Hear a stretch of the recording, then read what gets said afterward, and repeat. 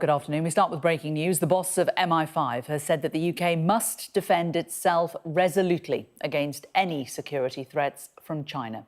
Sir Ken McCallum also said that there's been a 35% increase in the number of individuals being investigated over potential plots in the last year. On China, he said the UK's relationship with Beijing was complex, but that MI5 would deal robustly with any activity threatening Britain's national security. When it comes to China, the UK needs to defend itself resolutely against threats and seize the opportunities that demonstrably serve our nation. Our Five Eyes allies share the same pragmatic approach. The policy choices lie in exactly which lines you draw, which balances you strike. Those choices are for government, informed by expert security advice. Whatever the policy choices, just on security grounds, there are good reasons for maintaining a substantive relationship with China. When lines are crossed, being seriously engaged gives the UK a stronger position from which to push back. MI5 will keep doing what the public would expect of us, preventing, detecting and disrupting activity of national security concern.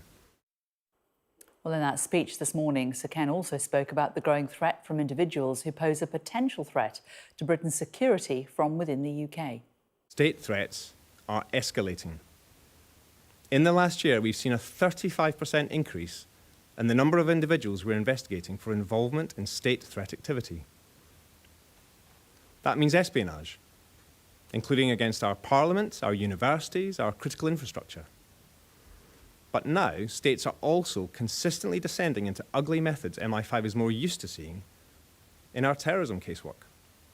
My teams are routinely uncovering attempts by state actors to commission surveillance, sabotage, arson or physical violence right here in the UK. We're dealing with these threats every day.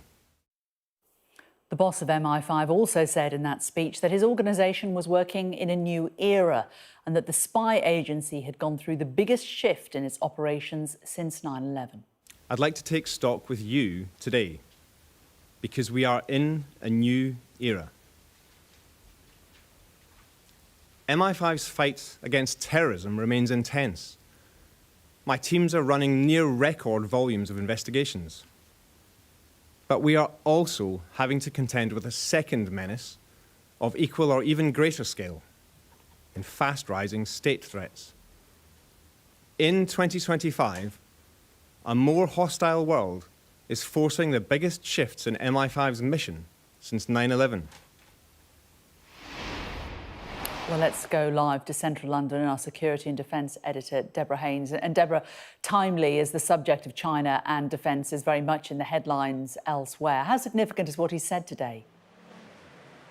Yes, I'm standing outside the MI5 headquarters where the speech was delivered. And of course, it can't be very comfortable for a man who is usually in the shadows to have to step out for this annual event, this annual threat event, at a time when there is such scrutiny on specifically the threat posed by China to the UK, given the collapse last month of this espionage trial and questions about whether or not Sir Keir Starmer's government intervened, as the Conservatives are saying, or interfered in some way to mean that the Crown Prosecution Service had to drop the case. Of course, the two men involved have denied all wrongdoing. So against that backdrop, you had Sir Ken McCallum coming out squarely, choosing his words carefully, but clearly making sure there is no doubt that he would do, as he said, he would not back off from any threat posed to the UK by China. He also, of course, highlighted Russia and Iran. And I think it's really important to underline the severity in which the security service is seeing this escalation of state-based threats against this country, saying that they are using ugly methods more akin to what you would see terrorists using. Russia, for example, is turning to proxies to try to carry out acts. Sorry, is that the police car or ambulance? Sorry. to carry out acts such as espionage, arson, violent physical acts as well.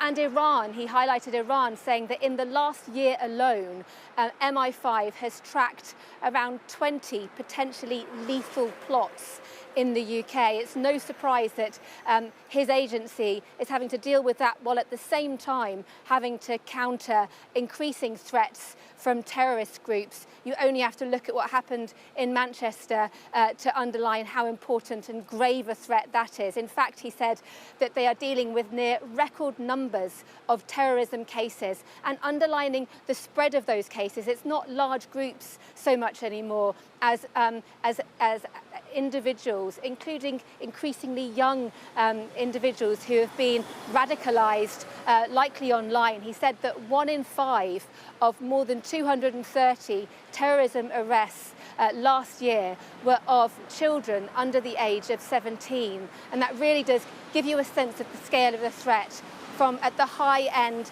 state-based espionage and plots to cause harm on UK soil, all the way across to lone terrorists that can cause, as we've seen, horrendous harm and fear. And that is something that this place is trying to stop every day. And as he says, he can't have a completely safe society, but he says that his people are working tirelessly to do the best they can to keep the UK safe.